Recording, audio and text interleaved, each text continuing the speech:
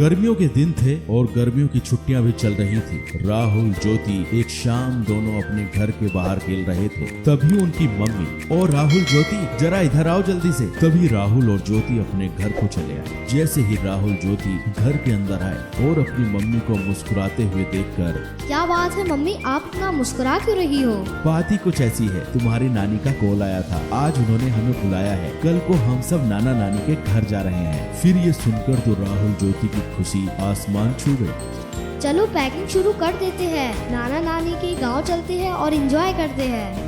फिर क्या, दूसरे दिन सुबह सब लोग जल्दी नाना नानी के गांव के लिए निकल पड़े। राहुल ज्योति का नानी का घर काफी खूबसूरत और छोटा सा गांव था, जहां सब खेती बाड़ी करते थे और प्यार से रहते थे। राहुल ज्योति जैसे ही नाना नानी के घर पहुंचे तो उनके स्वागत के लिए नाना नानी तैयार खड़े थे। राहुल ज्योति को नाना नानी बोले, राहुल ज्योति आ जाओ, हमारे पास को आ जाओ।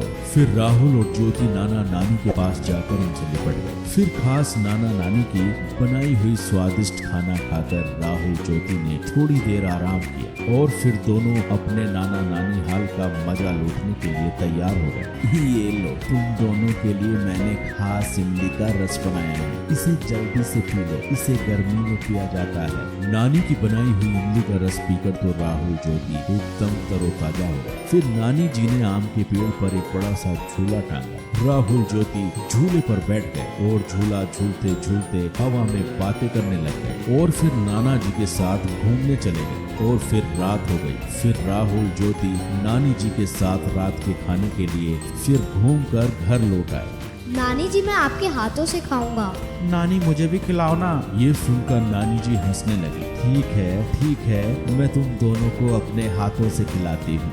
फिर क्या, राहुल ज्योति ने नानी के हाथ से पेट भरकर खाना खाया और खाना खाने के बाद सब लोग सोने की तैयारी करने लगे और फिर राहुल ज्योति को गर्मी महसूस होने लगी। नानी जी, घर के अंदर कितनी गर्मी महसूस हो रही है। पंखा भी गर्म हवा फेंक रहा है। आपके घर में एसी भी नहीं है। हमें तो एसी की आदत है, अब तो हमें रात भर नींद नहीं आएगी। यह सुनकर नाना नानी के साथ सब लोग हंसने लगे। यह देखकर राहुल और ज्योति ज्यादा कंफ्यूज हो गए।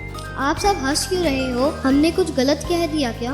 ना बेटा ना, तुमने कुछ गलत नहीं कहा। छोटा सा तो हमारा गांव है, हमारे पास एसी कैसे होगा बेटा, लेकिन हमारे पास एक ऐसा एसी जरूर है जो तुम्हारे शहर में नहीं होगा। नानी जी ने फिर जाकर छत पर गद्दे बिछाए और सोने लगे। नानी, हम भी आपके पास सोएंगे। हाँ, तुम दोनों मेरे पास सो जाओ। आओ सो जाओ। फिर क्या, खुले आसमान के नीचे थोड़ी हवा में राहुल और ज्योति आराम से नानी के पास सो गए और नानी से कहानियां सुनते सुनते दोनों को प्यारी नींद आ गई। तो बच्चों, आपने इस वीडियो में देखा राहुल ज्योति का नानी का